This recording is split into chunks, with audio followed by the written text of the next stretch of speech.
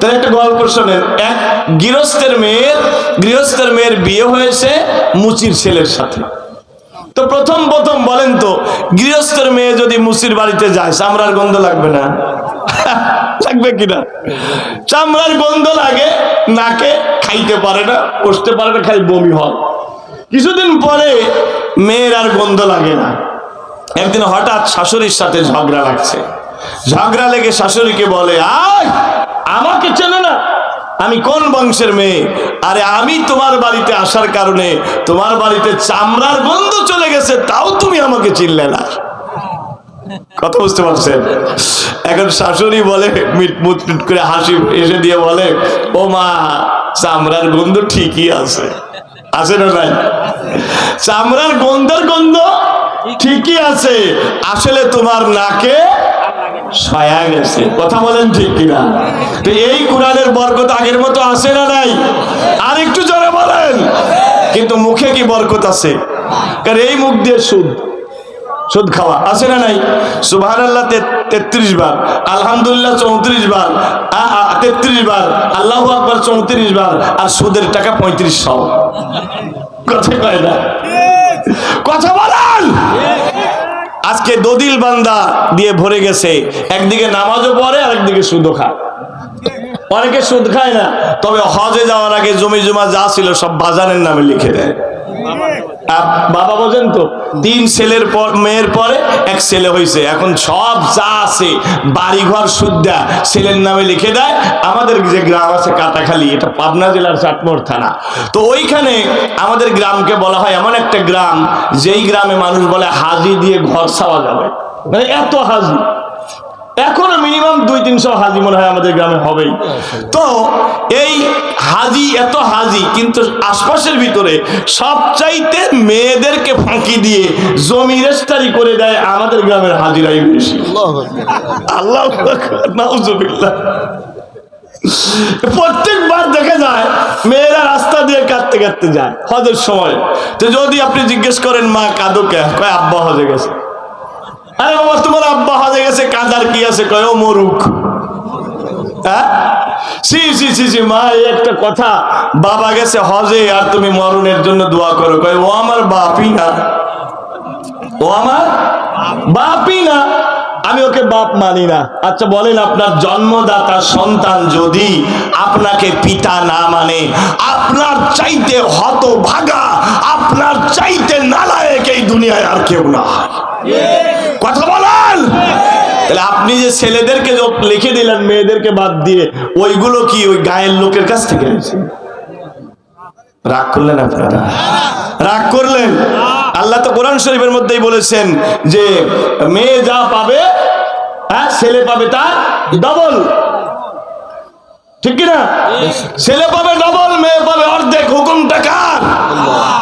কার? কিন্তু আপনার কোরআনের কিছু ভাল লাগে, কিছু ভাল লাগে না। আর আপনিও ওই রকম আছেন, বুড়া বাপকে পায়া বলো, আব্বা চলো তোমাকে ডাক্তার দেখে নিয়ে আসি। ঠিক না? এই কথা বলে নিয়ে গেছেন সিরাজগঞ্জে, নিয়ে যায় জমি জমা যা আছে সব লিখেছে। বাপ বুঝতেও পারে নাই। পরে যখন মেয়েরা এসে বলে, ও আব্বা তুমি নাকি সব লিখে দিয়ে আসছো, বাপ শুধু কাঁদে আর তুমি বগল বাজাও। আর এদিকে 1 লাখ টাকা মসজিদে দিয়ে মনে করেছে মনে হয় মামা বাড়ি জান্নাত, মনে হয় মামা বাড়ির সবরি কলা। এত সোজা না, আগে বনের জমিগুলো ফিরায় দাও, তারপরে তোমার নামাজ তোমার রোজা। কথা বলেন না ঠিক না? কথা বলেন। এদিকে সুদও খাও, নামাজও পড়ো। হ্যাঁ, আমির হামজা ভাই বলে, কুষ্টিয়া বড় মসজিদে এক লোক বসে প্রথম কাতারে। তো ইমাম সাহেব জিজ্ঞেস করে, বাবাজি খালি প্রথম কাতারে প্রতিদিন বসেন, আপনাকে তো কোনো কাজ কাম করতে দেখি না, সংসার চলে কিভাবে? বলে, বাবা ও কাম সেরে রাখছি, টাকা পয়সা জমি জমা যা ছিল সব বেচে ব্যাংকে টাকা রাখছি, মাসে মাসে লাভ আসে, খাই আর আল্লাহ আল্লাহ করি। এদিকে নাই, ডাক দিয়ে বলে, বাবাজি কি বলেন? এই যে ব্যাংকে টাকা রাখছেন, মাসে মাসে লাভ আসে, এর নামই তো সুদ। বলে, বাবা ওইটাও সেরে রাখছি, কারণ টাকা তো আমার নামে রাখি নাই, টাকা রাখছি তোমার শাশুড়ির নামে। কার নামে? ডাক দিয়ে বলে, বাবাজি শাশুড়ির নামে টাকা রাখলে সুদ হবে না, কে বললো?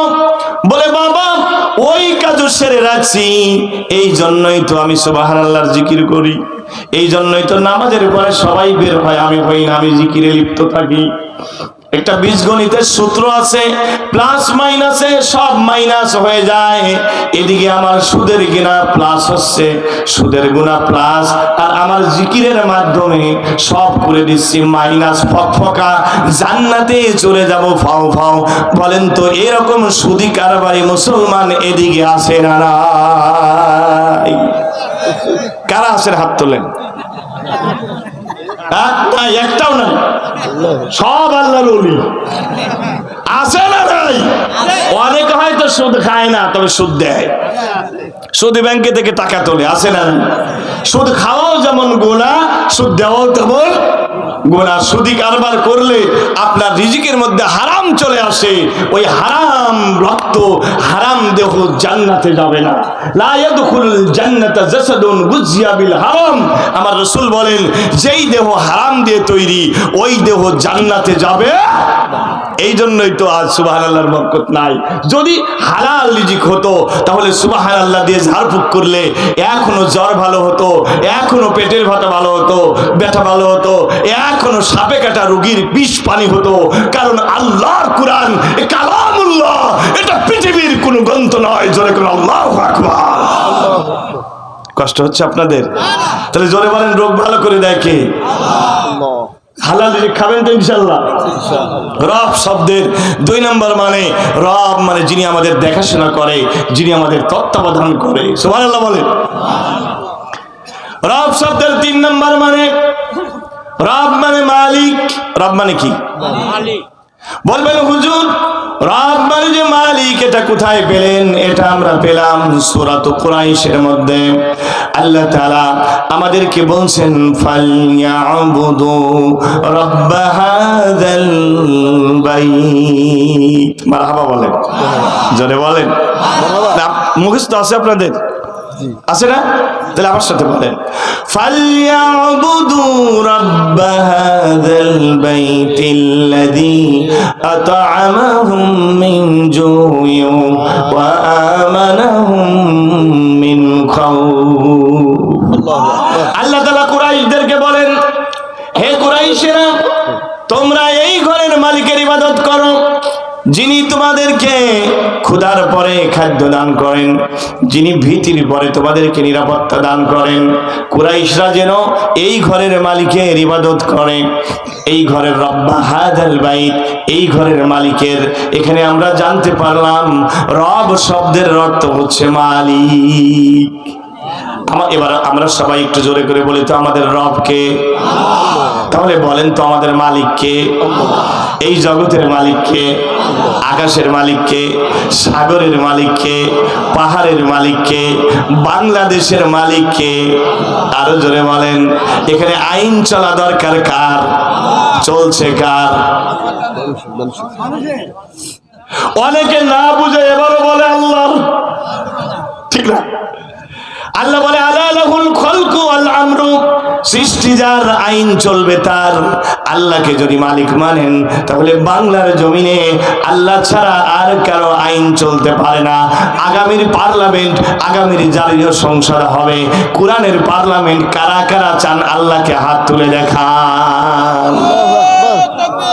আল্লাহু আকবার।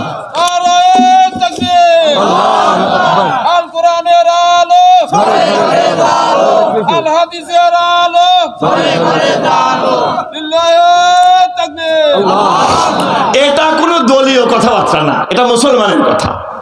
রাগ করলেন আপনারা? কথা বলেন। আচ্ছা আপনারা বলেন তো, সাধারণ মানুষ সে আওয়ামী লীগ করুক, বিএনপি করুক, জাতীয় পার্টি করুক, কোরআনের বিপক্ষে একটু জোরে বলে না কেন? আর কোরআনের বিপক্ষে গেলে তার কি ঈমান থাকবে? আর একটু জোরে বলেন। এই কোরআনের ভিতরে শুধু কি নামাজের কথা আছে? কোরআনের ভিতরে নামাজের কথাও যেমন আছে, রোজার কথাও যেমন আছে। চুরি করলে চোরের হাত কেটে দেওয়া লাগবে, এই কথাটা আছে না নাই? এই আইনটা যদি বাংলাদেশে কার্যকর হতো, তাহলে কিন্তু আর জনগণের টাকাগুলো বিদেশে পাচার হতো না, তাহলে রডের পরিবর্তে বাঁশ দিতে পারতো না, তাহলে কিন্তু আর টাকার বালিশ বানাতে পারতো না, বেগম পাড়ায় বাড়ি বানাতে পারতো না, প্রধানমন্ত্রী বলতো না আমার পিয়নও 400 কোটি টাকার মালিক। গর্ব করে বলে, দেখছেন তো পিয়ন যদি হয় 400 কোটি টাকার মালিক, তাহলে মন্ত্রীরা কত টাকার মালিক? এ টাকা কি ওর বাপের টাকা? এ টাকা জনগণের টাকা। কোরআনের আইন দ্বারা হাত কাটলে চুরি বন্ধ হয়ে যেত। কথা বলেন ঠিক কিনা? কথা বলেন। আপনারা এটা চান কিনা? চান কিনা? সত্যি চান? এটা কি আসমান থেকে নাজিল হবে? এমনি এমনি নাজিল হবে? আমাদের দায়িত্ব আছে না নেই? আমাদের যে দায়িত্ব আছে সেই দায়িত্ব আমরা সময় মতো পালন করবো ইনশাল্লাহ। বলি কোরআনের পক্ষে যারা, আমরা তাদের পক্ষে। কি বলেন? কোরআনের বিপক্ষে যারা মুসলমান, তাদের পক্ষে থাকবে। আর জমিনটা আল্লাহ আইন চলবে, আল্লাহর আইন আজকে নাই আমাদের বাংলাদেশে। এদেশে আল্লাহ কোরআনে মদ হারাম করেছে, ঠিক কিনা? আল ইন্নামাল খামরু ওয়াল মাইসিরু আল আনসাবু ওয়াল আজলামু রিজসুম মিন আমালিশ শাইতান। নিঃসন্দেহে মদ, জুয়া, প্রতিমার কাছে ভাগ্য নির্ধারণ করা, লটারি করা, এগুলো শয়তানের আমল। এগুলো থেকে দূরে থাকো। এই কথাটা কার? কিন্তু বলেন তো, আমাদের দেশে কত রকমের নেশা আছে। মদ আছে, ফেন্সিডিল আছে, ইয়াবা আছে, ডাল আছে। কথা বলেন, আছে না নাই? এদেশে নাই? আজকে অসংখ্য মানুষ দেখবেন বাস স্ট্যান্ডে গেলে, অমুক জায়গায় গেলে পারে তারা এসে ভিক্ষা চায়। দাঁতের দিকে তাকালে পারেই দেখা যায় যে তাদের দাঁতে তারা নেশা খায়। কথা বলেন। এই নেশাগুলো আসে কিভাবে? তাহলে ভারত থেকে দেখা যায় ওরা পেঁয়াজ বন্ধ করে দেয়, গরু বন্ধ করে দেয়, কিন্তু নেশা বন্ধ করে না। কথা বলেন। নেশা কিন্তু ঠিকই আছে। আর এত কিছু হয়, পুলিশ কি এগুলো জানে না? কারা কারা নেশা আমদানি করে, কারা খায়, এগুলো দূর করতে গেলে পারে দরকার ন্যায় ইনসাফের শাসক, যারা দেশ থেকে এই মদ জুয়াগুলো বন্ধ করবে। কারণ এগুলোকে হারাম করেছেন কে? কে? আজ আমরা বাংলাদেশে প্রতি বছর মদের আইন পাস হয়, ঠিক কিনা? হয় কিনা বলেন? জাতীয় সংসদে মদের আইন পাস হয়ে যায়। আল্লাহ করলেন হারাম, বাংলাদেশে হয়ে গেল হালাল। বলবেন কেমনে হুজুর হালাল হলো? আমি আপনাদের বোঝাই দেই। মনে করেন সিরাজগঞ্জে আপনি গেলেন, সিরাজগঞ্জ বাজারে গিয়ে দেখবেন মদের ব্যবসায়ী কিন্তু আছে, আপনি চেনেন না। যারা খায় তারা ঠিকই জানে। তো তাদের কাছে গিয়ে বললেন, এ মিয়া, এটা 90% মুসলমানের দেশ, এই দেশে তুমি মদ বেচো, তোমার এত বড় সাহস? উনি আপনার দিকে ভালো করে তাকাবে, তাকিয়ে যদি মাথায় থাকে টুপি, তাহলে বলবো, ও মোল্লা, আমি মোল্লা মানুষ আইস আমাকে মদ বেচতে মানা করতে? যাও মসজিদে পড়ায় খাওগা, মিলাদ পড়ায় খাওগা। আরে তুমি মানা করার কে? সরকার আমাকে লাইসেন্স দিছে। কথা বলেন, আরেকটু জোরে বলেন, ঠিক কিনা? তাহলে আল্লাহ করলো হারাম, বাংলাদেশে হয়ে গেল হালাল। আগামীতে এমন সরকার চাই যারা মদকে সমাজ থেকে বন্ধ করে দেবে ইনশাআল্লাহ। বলেন, আওয়াজ তুলতে হবে আমাদেরকে যে এই বাংলাদেশে আমরা স্বৈরাচার বিতরণ করেছি, আলেম উলামার বিপক্ষে অবস্থান নেওয়ার কারণে স্বৈরাচারকে তাড়িয়েছি। আগামীর বাংলাদেশে যারাই আসবে তাদেরকে ইসলামের পক্ষে থাকতে হবে, ঠিক কিনা? ইসলামের পক্ষে যারা থাকবে তাদের সাথে আমরা থাকব। ইসলামের বিপক্ষে বাংলাদেশে আর কোনো আইন পাস করতে দেওয়া হবে না। যারাই ক্ষমতায় আসুক না কেন, কোরআনের বিপক্ষে আইন পাস করতে দেবেন না। কারা কারা? আল্লাহকে হাত তুলে দেখান, লিল্লাহি তাকবীর। আল্লাহ কবুল করুন, জোরে বলেন আমিন। কারণ রব শব্দের 3 নম্বর মানে রব মানে মালিক। এই দুনিয়ার মালিক কে? আরো জোরে বলেন। কিন্তু অনেকে এটা বোঝে না বলে তারা বলেছিল যে 2041 সাল পর্যন্ত ক্ষমতা ছাড়তেছি না। বলছিল না 2041 সাল পর্যন্ত ক্ষমতায় থাকতেছি, আমরা ছাড়তেছি না। ক্ষমতার মালিক কি? ও কে? আল্লাহ তাআলা বলেন, তাবারাকাল্লাযী বিয়াদিহিল মুলকু ওয়া হুয়া আলা কুল্লি শাইইন কাদির। আমার আল্লাহ বলেন, অতীব বরকতময় সেই আল্লাহ তাআলা যার হাতে হচ্ছে দুনিয়ার রাজত্ব, হুয়া আলা কুল্লি শাইইন কাদির, তিনি সব ক্ষমতার মালিক। আমার ভাইরা, রব শব্দের 4 নাম্বার মানে হচ্ছে ক্ষমতাবান। বলবেন হুজুর, রব মানে যে ক্ষমতাবান, এইটা কোথায় আছে? এটা আছে কোরআন কারীমের মধ্যে, সূরাতুল বাকারার মধ্যে। আল্লাহ তাআলা আমাদেরকে কি সুন্দর করে ওয়াজ করে করে শোনাচ্ছেন। সূরাতুল বাকারার 258 নম্বর আয়াত আল্লাহ তাআলা বলেন, আলাম তারা ইলাল্লাযী হাজ্জা ইব্রাহিম ফি রাব্বিহি আন আতাহুল্লাহুল মুলকা ইয ক্বালা ইব্রাহিম রাব্বিয়াল্লাযী ইউহয়ী ওয়া ইউমীতু ক্বালা আনা উহয়ী ওয়া উমীত। কষ্ট হচ্ছে আপনাদের? তাহলে একটু জোরে করে বলেন আল্লাহু আকবার। আর একটু দুই হাত তুলে সবাই হাত নাড়ায় বলেন আল্লাহু আকবার। জোরে করে বলেন আল্লাহু আকবার। আমার আল্লাহ বলেন, আলাম তারা ইলাল্লাযী হাজ্জা ইব্রাহিম ফি রাব্বিহি। হে নবী, আপনি কি ওই বেকুবটাকে দেখেন নাই যে নবী ইব্রাহিমের সাথে রবের ব্যাপারে ঝগড়া করেছিল? ইয ক্বালা ইব্রাহিম, যখন ইব্রাহিম বলেছিলেন রব্বি আল্লাযী ইউহয়ী ওয়া ইউমীত, আমার রব যিনি তার অনেক ক্ষমতা, তিনি মারতেও পারেন, তিনি বাঁচাতেও পারেন। একটু জোরে বলেন তো, মারেন কে? আল্লাহ। বাঁচান কে?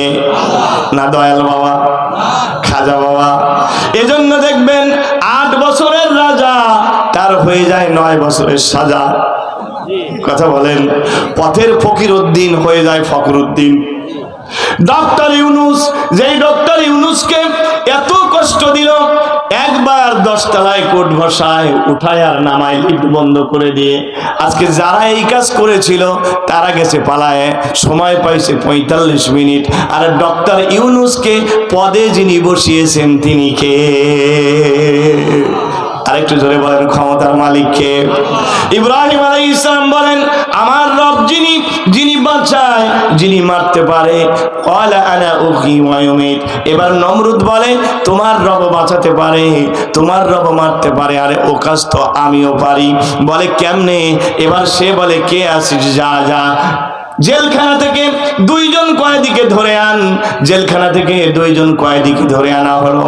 নমরুদ বলে, একে মুক্তি দিলাম, যাই তো, যা তুই বেকসুর খালাস, তোর মুক্তি, চলে যা। আরেকজনকে বলে, এই জল্লাদ, একে এখনই তরবারি দিয়ে দ্বিখণ্ডিত করে দে।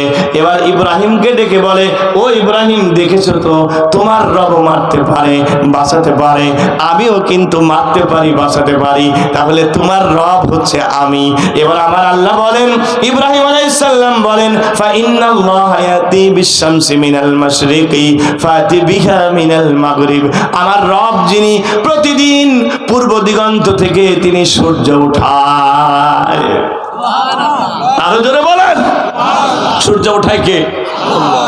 আল্লাহ যদি 1 সপ্তাহ সূর্য না উঠে আর আপনারা যদি সারা দুনিয়ার মানুষ হরতাল করেন, লাভ হবে? লাভ হবে? আল্লাহ মাঝে মাঝে বৃষ্টি বন্ধ করে দেয়, তখন কিন্তু সালাতুল ইস্তিসকা পড়া ছাড়া কোনো উপায় থাকে না। ক্ষমতা কার? ইব্রাহিম আলাইহিস সালাম বলেন, আমার রব যিনি, তিনি প্রতিদিন পূর্ব দিগন্ত থেকে সূর্য ওঠায়।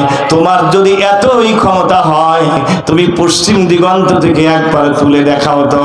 ফাবুহিতাল্লাযী কাফার। এবার কাফিরটার মুখ বন্ধ হয়ে গেল। আল্লাহ বলেন, আল্লাহু লা ইয়াহদিল কওমাজ জালিমিন। কিন্তু আল্লাহ জালিমকে কখনো হেদায়েত দেয় না। এইটা দেখার পরেও নমরুদ হেদায়েত হলো না। উল্টা নমরুদ বলে, এই ওকে ধরে অগ্নিকুণ্ডে ফেলে দে। একটু বলেন তো, অগ্নিকুণ্ডে যদি নমরুদ ফেলে দিতে চায় আর আল্লাহ যদি বাঁচাতে চায়, আমার আল্লাহ পারেন কিনা? আল্লাহু আকবার বলে। অগ্নিকুণ্ড করলো 40 দিন ব্যাপী, আগুনের কুণ্ডলি করলো, চরক গাছ বানিয়েছে। এবার ইব্রাহিম আলাইহিস সালামকে আগুনের মধ্যে ফেলে দিবে, কিন্তু এত ধরে টানতিছে, কিছুতেই তাকে ফেলা যাচ্ছে না। এখন কিরে, ঘটনাটা কি? এত ধরে ধরে টানি, চরক গাছ থেকে নামে না কেন?